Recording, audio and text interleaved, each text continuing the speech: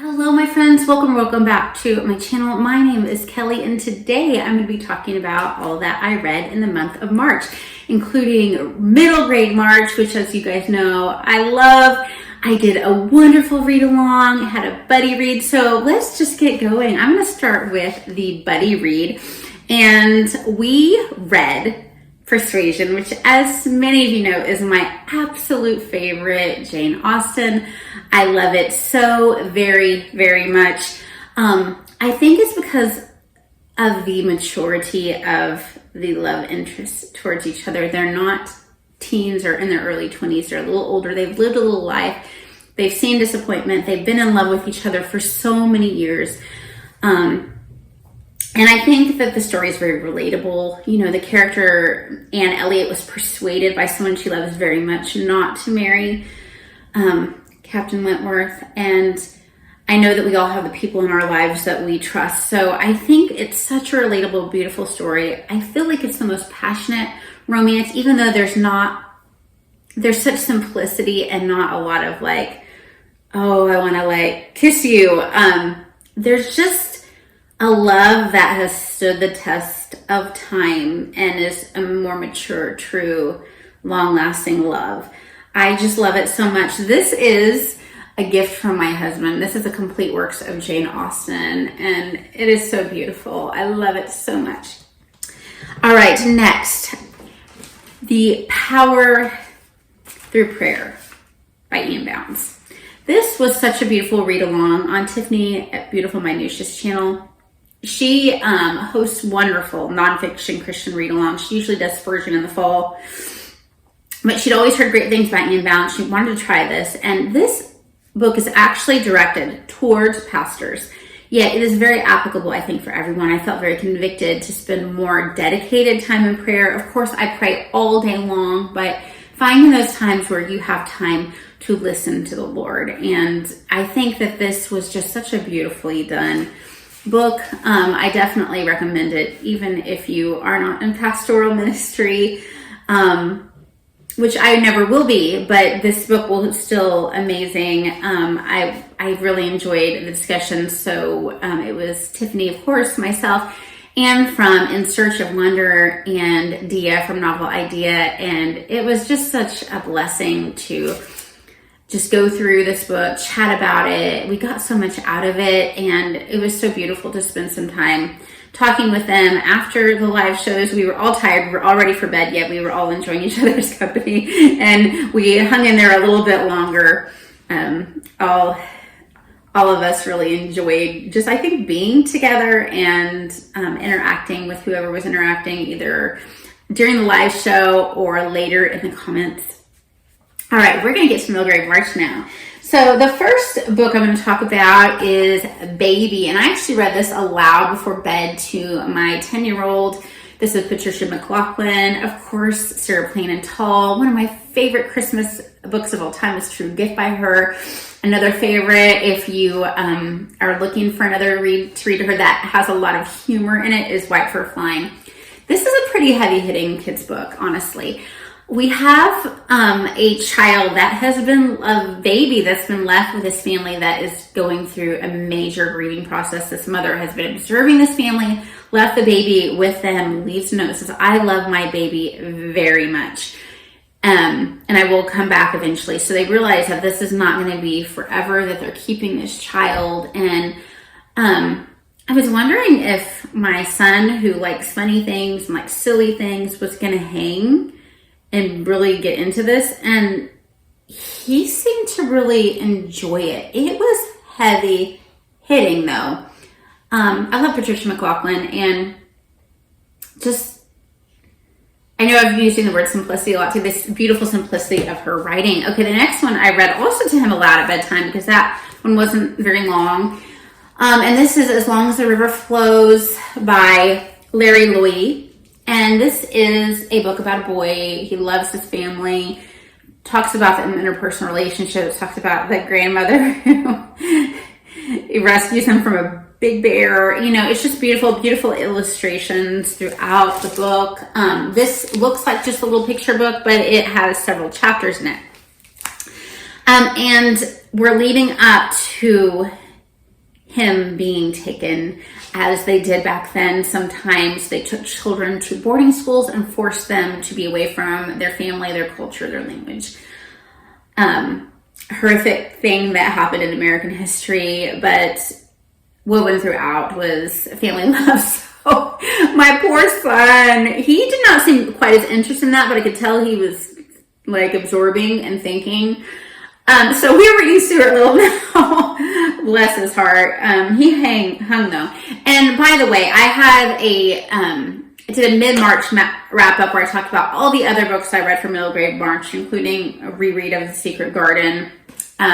So we are still working on Moongarden, which was the other group read, and we are really enjoying it. We're listening to it, and it's our car read. And the reason we did not finish it in the month of March is we had spring break from our co-op and from church and from dance. So the times we would have all been in the car together listening to a book. We had 1 week where we were pretty much just home and not in the car. So we got some in-person reading done.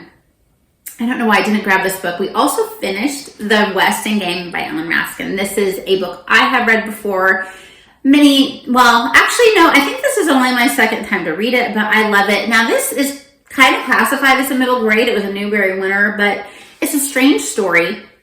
Some of the characters are very unlikable. Again, this is a book I would not just, here you go, hand to kid. This book merits a lot of discussion. So there is a man named Westing who has created this game to find out who his heir is going to be, and all these people are somehow supposed to be related to him. They're living in this one building. And you have just so many different characters. It is a good study of personalities, of life, of morality.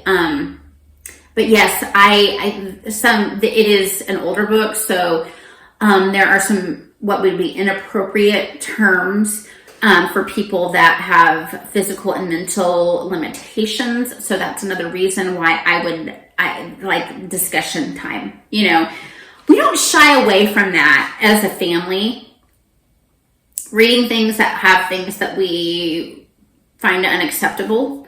There are times it's not appropriate for your child's age, definitely. And there are some times that we just are like, no, this is meant to be inappropriate and immoral. So we're not reading it because it's meant to be inappropriate and immoral.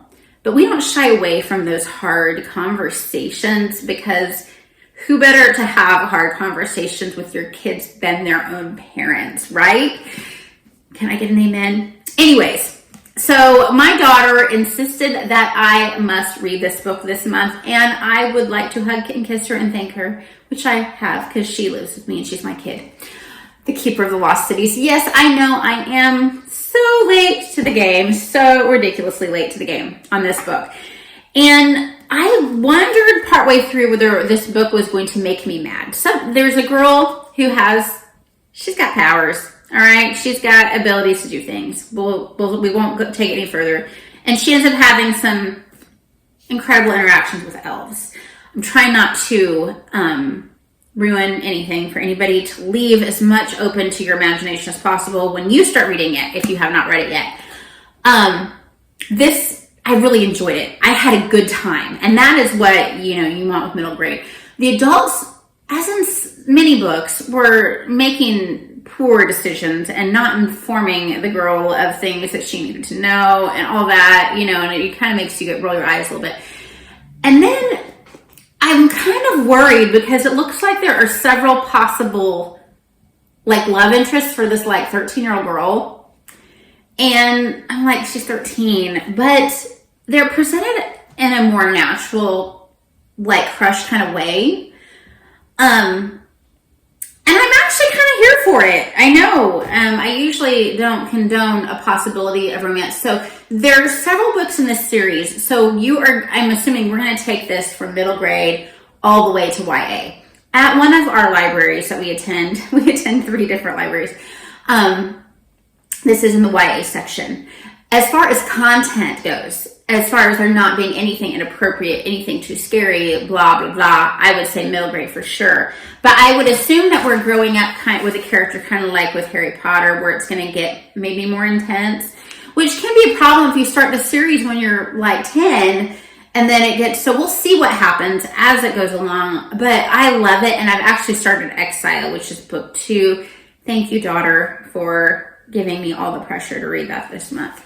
All right. And the 2 nonfiction I read this month, other than the initial one that I talked about for Tiffany's channel, Power Through Prayer, Holy Hygge. And this is by Jaime Erickson, who, if you're a homeschool mom, you probably have heard of her because she does, I think she has a blog and has written maybe some homeschool books. I tried to read a book about Hygge like a couple months ago, and it was really, really, really self-helpy, which is just not me. I'm not really a self-help book kind of person. And now this could be considered a self-help book, but it's more I found that I like to listen now. I listened to this and the other one I'm getting ready to talk about. I like listening to people, other mom types or other women, even if they're not moms, that I can relate to, and they're telling a story of their life. So Hygge is the concept of like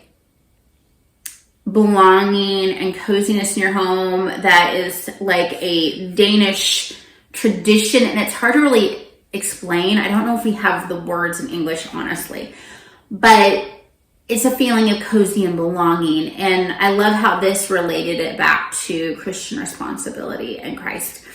And the other nonfiction was actually also a Christian author, and it was People Pleaser by Jinger, Duggar, Vuolo of the Duggar family fame. She has come on and talked about how she felt some of her upbringing was cultish without throwing her parents under the bus and doing a tell-all in her previous book that she wrote.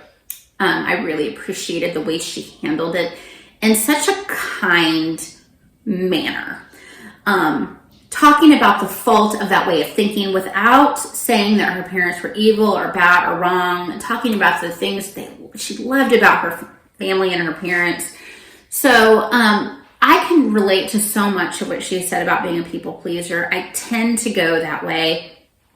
And so I think that perfectionists also tend to have this problem. And I really felt that a lot of what she said was applicable to me. So anyway, those are the books that I finished in March, except for the ones that I already talked about. I will link that in my description. And I hope that you had a wonderful March. Did you participate in middle grade March? I know there was like a mystery one going on too.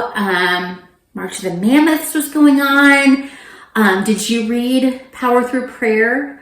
Let me know in the comments, and read a lot. Bye-bye.